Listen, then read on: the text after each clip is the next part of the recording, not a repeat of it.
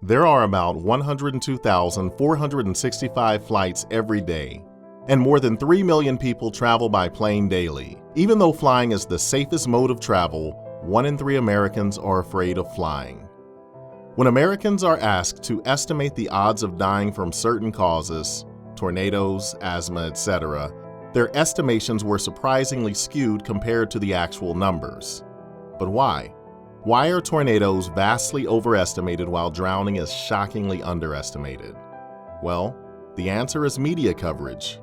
When was the last time you saw the news channel reporting on a boy that had drowned or died from asthma? It's not on the news because unlike tornadoes, it's so common and it's not interesting.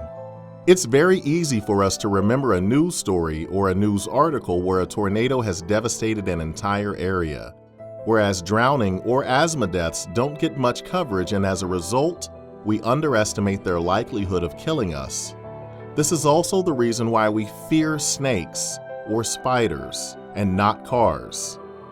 Fear, an instinctual emotional response to perceived dangerous circumstances, or a lightning-fast risk assessment performed by our lizard brains, which is ever on the lookout for danger. We assess the odds of danger by swiftly reviewing our memories, how often you remember something has happened, and if it comes easily to your mind, then that means it's more probable. Estimating the odds is even more difficult when they're arrayed over time. Our brains have trouble making decisions about things that will happen at different points in time, and what psychologists and behavioral economists have found is that when people are asked whether they want $50 now or $60 in a month, most would choose the $50 over waiting for a month. However, when people are asked whether they want to have $50 in 12 months or $60 in 13 months, people were gladly willing to wait the extra month. This inconsistency shows how our brains have difficulty making decisions that will happen at a future time.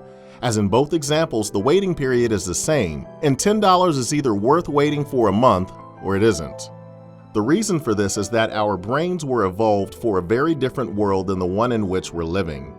They had evolved for a world in which people lived in small groups, rarely met anybody who was terribly different from themselves, and couldn't possibly know what's happening on the other side of the world.